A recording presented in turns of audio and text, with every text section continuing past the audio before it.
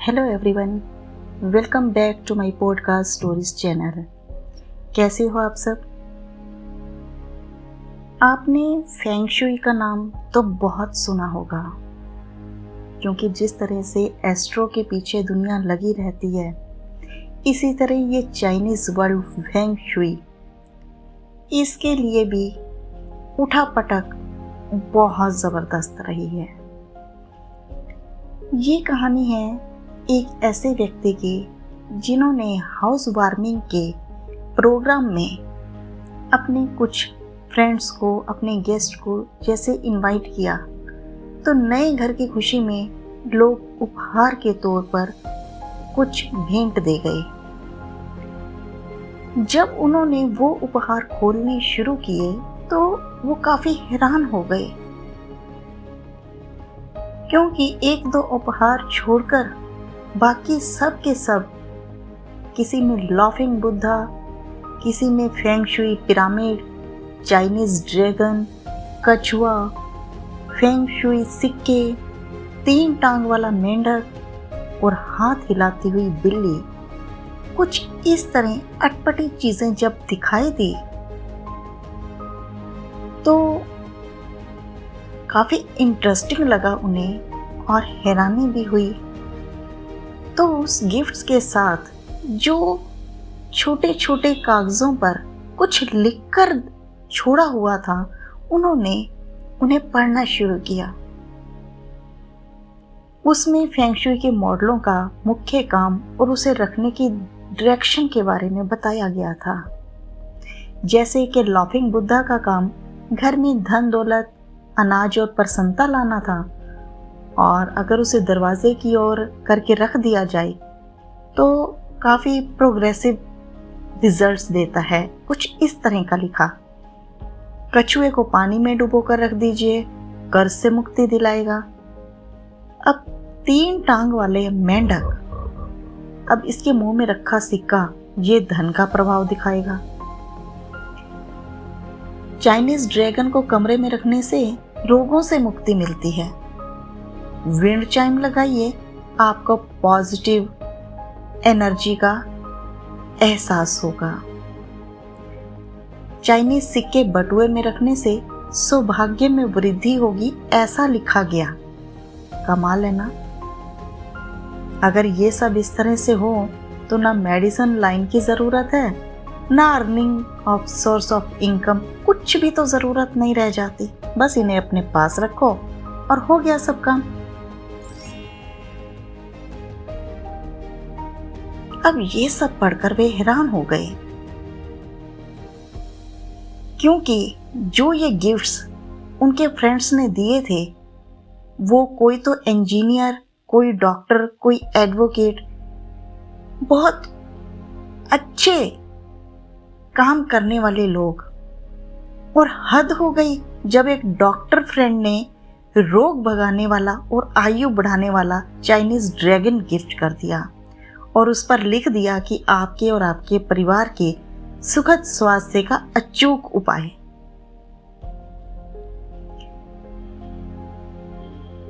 अब इस feng shui उपहारों में एक प्लास्टिक की सुनहरी बिल्ली थी। ये वो बिल्ली है जिसे आज आप मार्केट में जाते होंगे तो आपको बहुत जगह ये गिफ्ट शॉप पर लोगों ने अपनी शॉप पर भी रखी हुई हैं, जैसे ऑफिस में रखी हुई हैं। वो एक हाथ हिलाती रहती है। कमाल था उसके साथ लिखा वो कागज कि मुबारक हो, सुनहरी बिल्ली के माध्यम से अपनी रूठी हुई किस्मत को वापस बुलाने के लिए इसे अपने घर, ऑफिस या दुकान के उत्तर पूर्व में रख दीजिए। बस इसको रखो तो आपकी रूठी किस्मत तो वैसे ही जाग जाएगी, कुछ करने की जरूरत ही नहीं है। अब जब इतना सब कुछ देखा तो उन्होंने सीधा इंटरनेट खोल के अब फेंग शुई का रिजल्ट्स निकालने शुरू किए, उसके बारे में और क्वेरी करनी शुरू कर दी। जब नोटिस किया तो मामला क्या आया? चीनी आक्रमण का। ये एक बेहद इंटरेस्टिंग भी और काफी सीरियस पहलू था। दुनिया के अनेक देशों में फेंग शुई का जाल बिछा हुआ है। इसकी मार्केटिंग इंटरनेट पर मौजूद हजारों वेबसाइट के अलावा आपको टीवी के प्रोग्राम्स, न्यूज़पेपर्स, मैगजीन्स, इनसे इवन इन्होंने तो अपनी ही खुद की एक किताब भी चला दी, लिख दी। अब हथियार का असल शिकार क्या है आप समझ सकते हैं।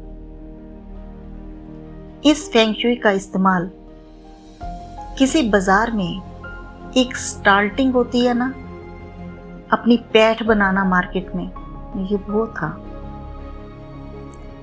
इंडिया के ही अंदर इसका बिजनेस अराउंड 200 करोड़, शायद इससे ज्यादा ही होगा।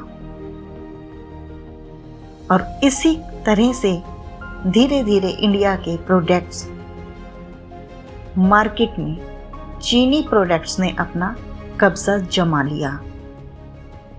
किसी भी छोटे से शहर के किसी छोटी सी गिफ्ट शॉप में भी अगर आप चले जाते हो ना, तो आपको ये चाइनीज प्रोडक्ट्स हर जगह सुपर मॉल्स तक मिल जाएंगे। कुछ इस तरह से इन्होंने अपनी जगह बना ली है मार्केट में। सस्ता और बहुत बड़ी मात्रा में इसका होना, तो मार्केट में इसकी पैठ बनना तो लाजमी था।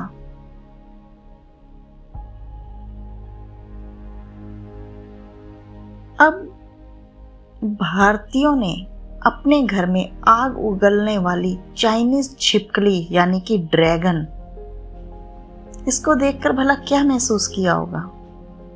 किसी जमाने में जिस बिल्ली को अशुभ मानकर रास्ते पर लोग रुक जाया करते थे कि उसने रास्ता काट लिया है, उसी बिल्ली के सुनहरे पुतले को घर में सजाकर सौभाग्य की मिन्नतें करना, यह महामूर्खता नहीं तो और क्या है।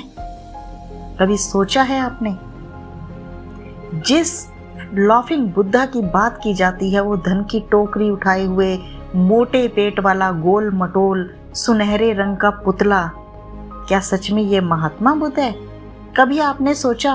महात्मा बुद्ध के आपने बहुत से प्रवचन सुने होंगे, कहीं भी आपने ये सुना कि उनके किसी प्रवचन में ये बताया गया हो कि मेरी इस प्रकार की मूर्ति को अपने घर में रखो तो ही मैं तुम्हें सौभाग्य और धन दूंगा, अन्यथा सब कुछ नष्ट कर दूंगा।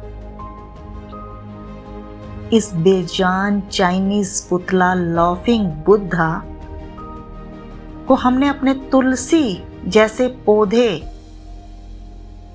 से मुकाबला किया और तुलसी को एक तरफ कर दिया और इस बुद्धा को वो जगह दे दी।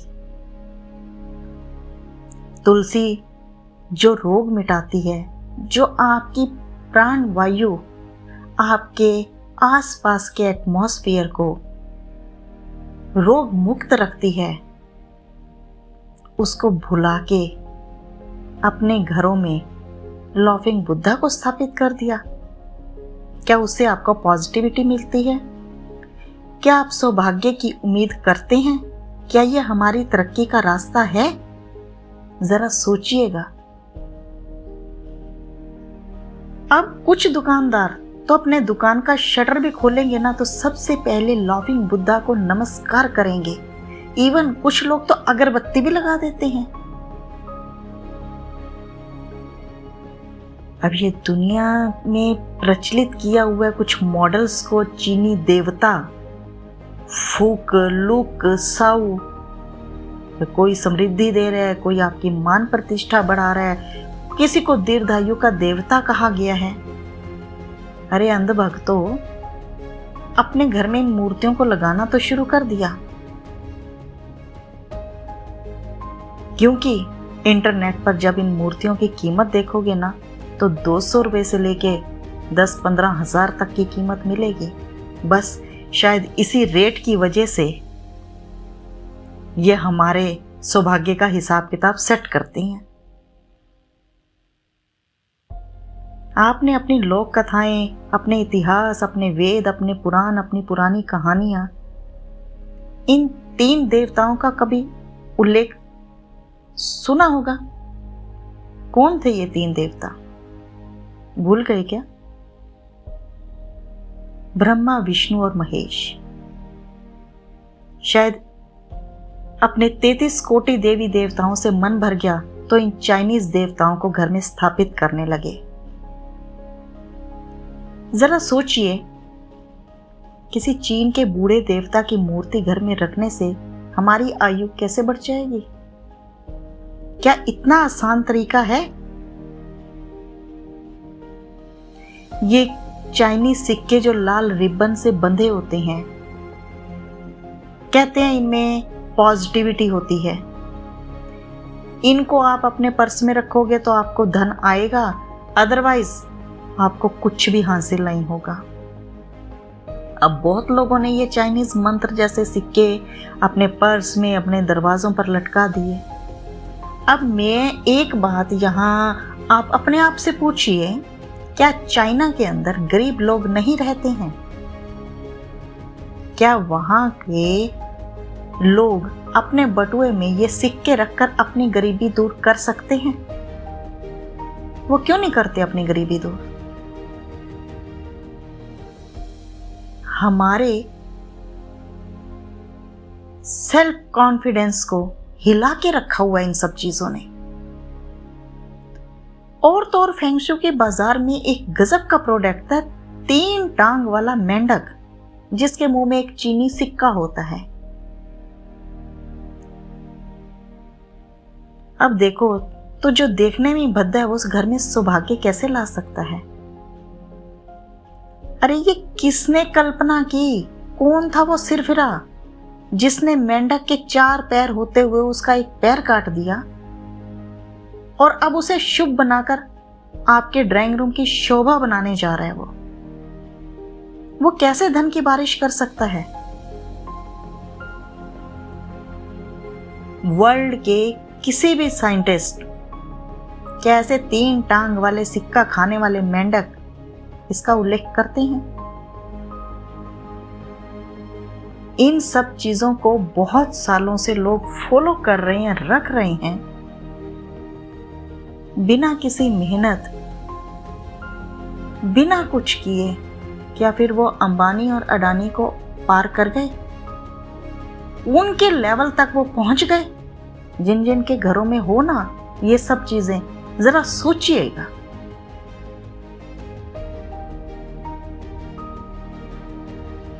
हमारी भारतीय अर्थव्यवस्था पर लगभग इन सब चीजों ने कब्जा किया हुआ है। हमारे पुराने जमाने के हजारों कारीगर, छोटे उद्यमी, जिनके सब छोटे मोटे काम नष्ट हो चुके हैं क्योंकि ये सब वस्तुएं चाइना से बनकर आ रही हैं। हजारों सालों से हमारे कारीगर बहुत निपुण थे, जो कुम्हार, बढ़ई, लुहार, कर्मकार, इस तरह की ना जाने कितने करोड़ की जनसंख्या वाली जातियां होंगी जो सब बेकार हो गई। बहुत दिमाग लगाकर समझिएगा, ये फेंग शुई उसी दिमागी खेल का हिस्सा है। अपनी वैज्ञानिक सोच को जगाइए और इससे पीछा छुड़ाना बेहद जरूरी है। आप अपने आसपास गौर कीजिए, आपको कहीं ना कहीं इस फेंग शुई की जहरीली और अंधविश्वास को बढ़ावा देती चीजें अवश्य मिलेंगी। अब जरा ये गौर फरमाने की बात है, क्या आपने इन प्रगतिशील चीजों को देखा है कि इससे क्या फायदा हुआ है अब तक?